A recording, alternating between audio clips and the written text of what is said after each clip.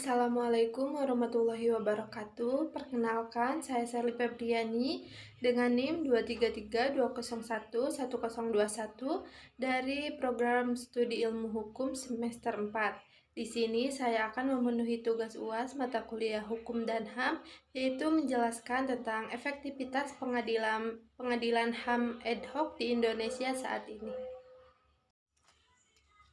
Pengadilan Hak Asasi Manusia ad hoc atau disingkat sebagai Pengadilan HAM ad hoc adalah pengadilan di lingkungan peradilan umum yang dibentuk khusus untuk memeriksa dan memutus perkara pelanggaran HAM yang berat yang terjadi sebelum Undang-Undang Pengadilan HAM diundangkan.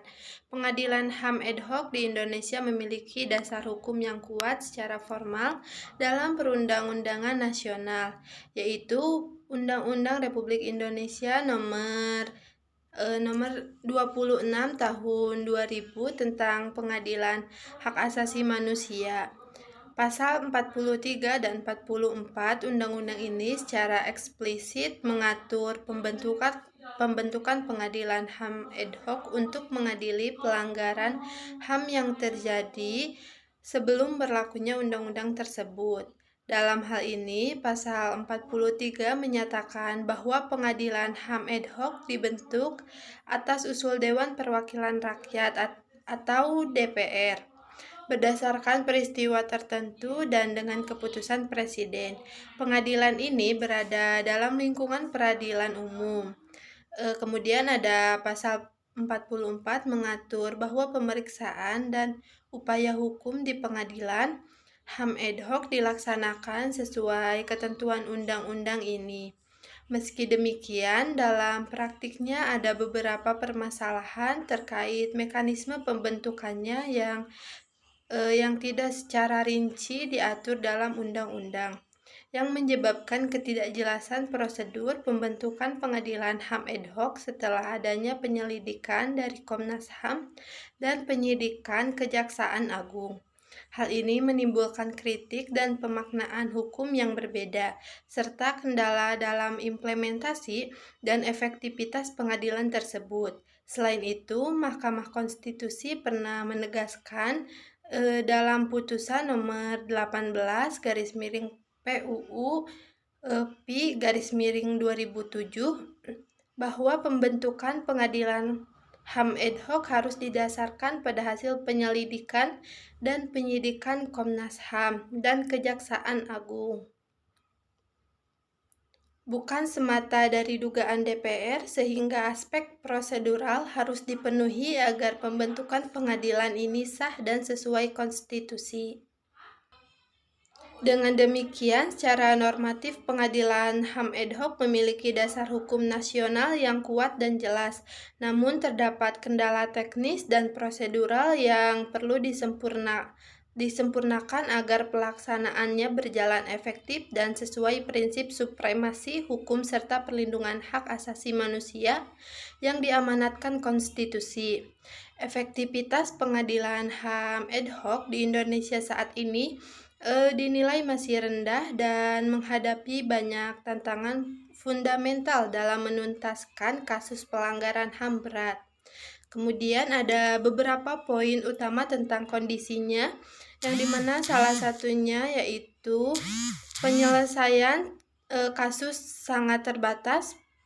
Pengadilan HAM ad hoc di Indonesia sejauh ini memproses beberapa kasus seperti kasus Timor Timur dan Tanjung Priok, sementara banyak kasus pelanggaran HAM berat lain masih belum tersentuh atau belum tuntas penyelesaiannya.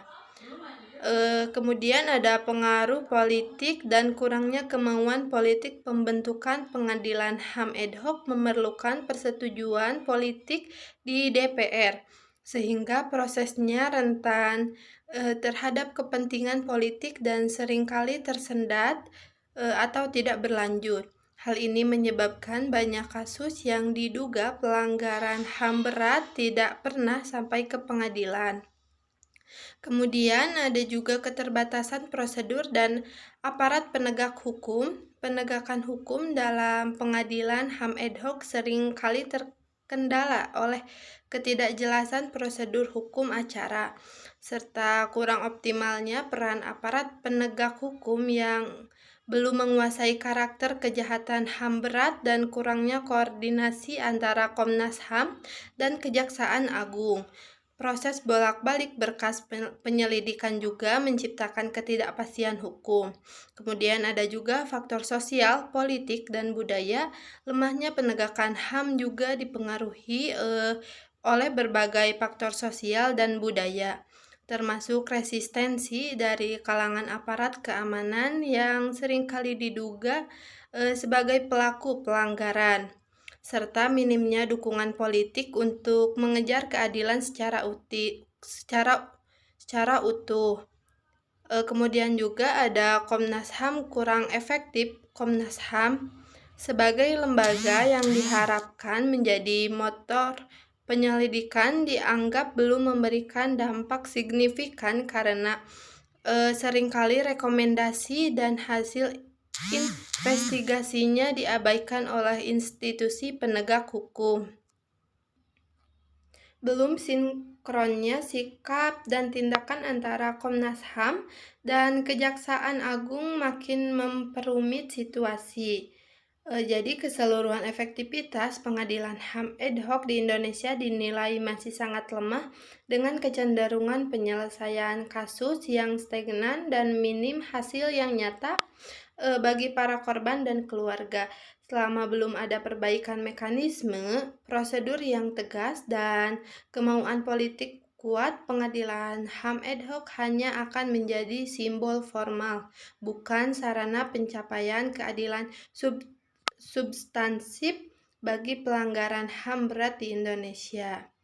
Kemudian ada pembentukan pengadilan HAM ad hoc oleh DPR RI berdasarkan pada telah terjadinya pelanggaran hak asasi manusia yang berat, yang dibatasi oleh locus and tempus delicti tertentu yang terjadi sebelum diundangkannya Undang-Undang Pengadilan HAM.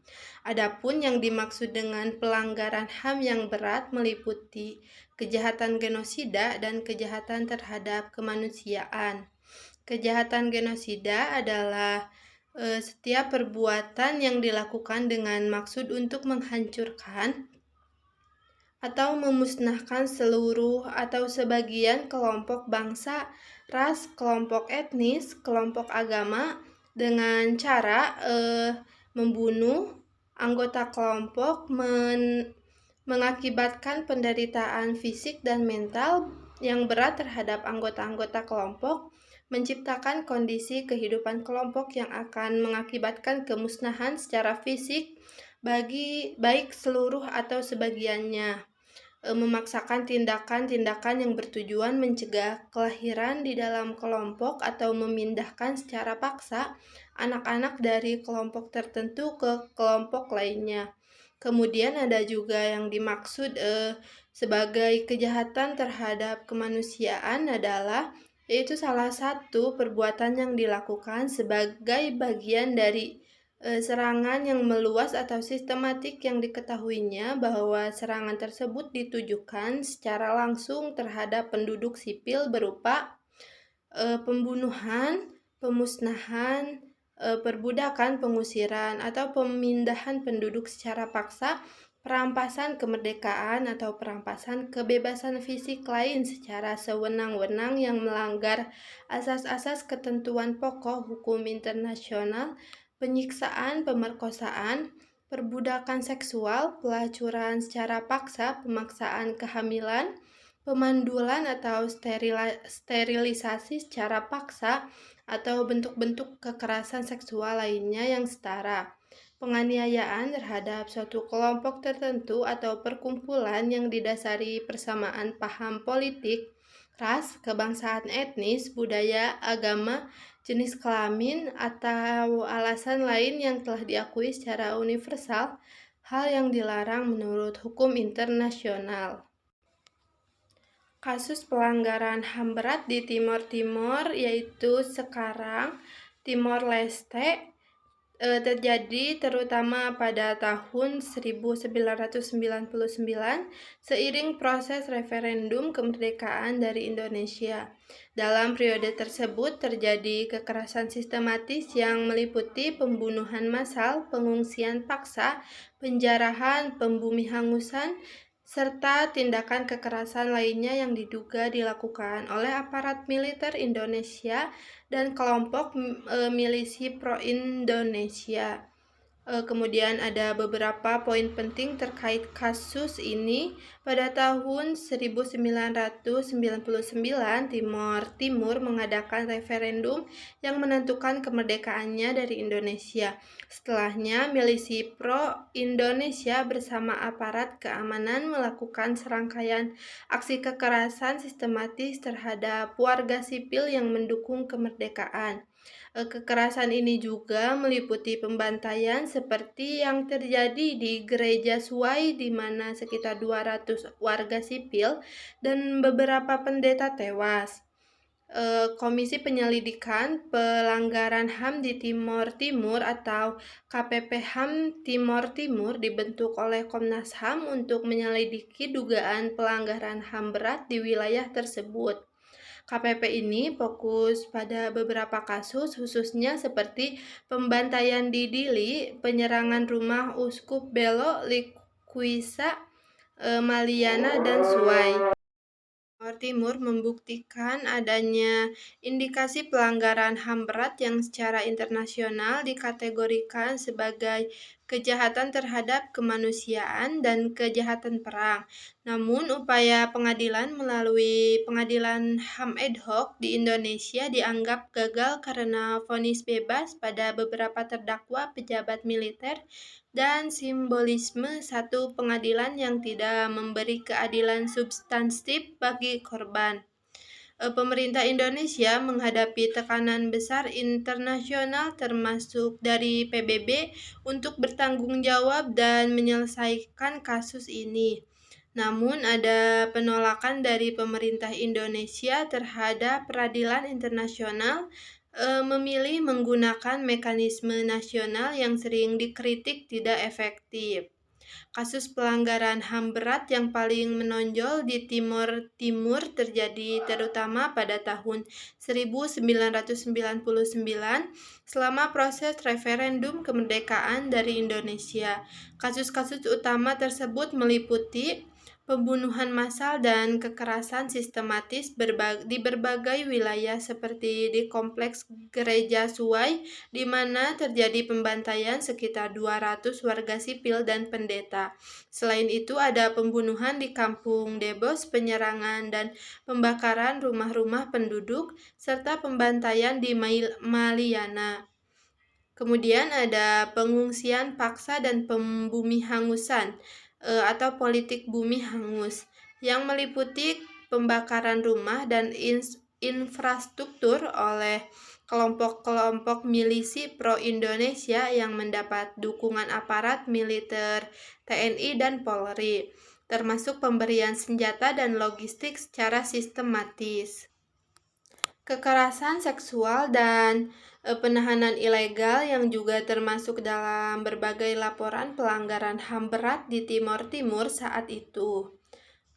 Kemudian ada juga kelima kasus khusus yang menjadi perhatian Komisi Penyelidikan Pelanggaran HAM berat atau KPP HAM Timor Timur adalah kasus Diosis Dili, penyerangan rumah Uskup Belo, kasus Liquisa, kasus Maliana, dan kasus Suai. Pelaku kekerasan melibatkan milisi pro-Indonesia, aparat TNI dan Polri, serta pejabat pemerintah sipil yang memberi dukungan langsung kepada milisi tersebut. Selain itu, sejumlah laporan juga menyebutkan bahwa kelompok pro kemerdekaan seperti CNRT, Palintil, dan Fretilin diduga melakukan pelanggaran HAM berat terhadap warga sipil yang pro-otonomi. Singkatnya, pelanggaran HAM berat di Timor Timur yang paling menonjol adalah salah satunya kekerasan massal berupa pembunuhan, pembakaran, pengungsian paksa, kekerasan seksual, dan politik bumi hangus yang dilakukan terutama oleh milisi pro-Indonesia dan aparat negara selama dan setelah referendum kemerdekaan tahun 1999. Yang kedua juga ada kasus Tanjung Priok adalah salah satu peristiwa pelanggaran HAM berat yang terjadi pada 12 September 1984 di Tanjung Priok, Jakarta Utara. Peristiwa ini bermula dari ketegangan antara warga dengan aparat pemerintah Orde Baru terkait permintaan anggota Bintara Pembina Desa atau Babinsa, Sersan Hermanu, untuk menghapus brosur dan spanduk yang dianggap mengkritik pemerintah. Ketika warga menolak dan melaporkan tindakan Hermanu memasuki area masjid tanpa melepas sepatu, situasi memanas dan berujung pada kerusuhan besar. Inti pelanggaran HAM di kasus ini meliputi yaitu pembunuhan kilat, penangkapan, penyiksaan, dan penghilangan orang secara paksa oleh aparat negara terhadap warga yang terlibat dalam kerusuhan. Jumlah korban mencapai sekitar 79 orang dengan 23 orang meninggal dunia dan 55 orang luka-luka. Kerusuhan ini juga menyebabkan kebakaran gedung dan kerusakan fisik di kawasan Tanjung Priuk. Pengadilan HAM ad hoc sempat dibentuk pada tahun 2001 untuk mengadili kasus ini. Pada tingkat pertama, pengadilan memutuskan bersalah 12 dari 14 terdakwa yang sebagian besar adalah anggota militer aktif maupun pensiunan. Pengadilan juga memerintahkan rehabilitasi bagi korban. Namun, pada tingkat banding, semua terdakwa dibebaskan, membuat putusan pengadilan HAM tersebut dinilai simbolis dan tidak memberikan keadilan substansif bagi korban. Peristiwa ini semakin dikenal sebagai contoh pelanggaran HAM berat selama Orde Baru dan menjadi fokus perjuangan pencarian keadilan oleh korban. Sebagai contoh pelanggaran HAM berat selama Orde Baru dan menjadi fokus perjuangan pencarian keadilan oleh korban dan aktivis HAM hingga saat ini. Jadi Tanjung Priok adalah peristiwa kekerasan negara pada 1984 yang mengakibatkan banyak korban jiwa dan luka-luka, yang penanganannya melalui pengadilan HAM ad hoc masih menghadapi banyak kendala hingga saat ini. Kemudian ada juga hakim ad hoc di pengadilan HAM di Indonesia adalah hakim yang bersifat sementara dan ditunjuk khusus untuk menangani kasus pelanggaran HAM berat tertentu. Mereka dipilih melalui proses seleksi ketat yang melibatkan Komisi Yudisial dan Mahkamah Agung dengan fokus pada integritas kompetensi hukum serta pengalaman di bidang HAM atau hukum pidana khusus. Kemudian ada poin penting tentang hakim ad hoc HAM di Indonesia saat ini. Hakim ad hoc HAM biasanya berpendidikan minimal sarjana hukum dan memiliki latar belakang keahlian khusus sesuai jenis kasus yang akan diadili. Ada calon hakim ad hoc yang berasal dari hakim ad hoc tindak pidana korupsi, akademis hukum, atau advokat yang berpengalaman di bidang HAM.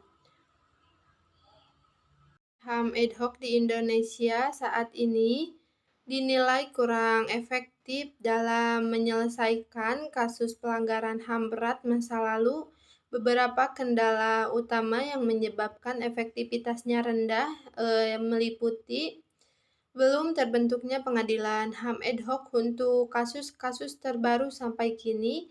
Pengadilan HAM ad hoc yang diperlukan untuk mengadili pelanggaran HAM berat masa lalu belum banyak dibentuk, bahkan ada pernyataan resmi dari Jaksa Agung bahwa pengadilan ad hoc belum terbentuk sehingga kasus-kasus berat tersebut belum masuk proses peradilan.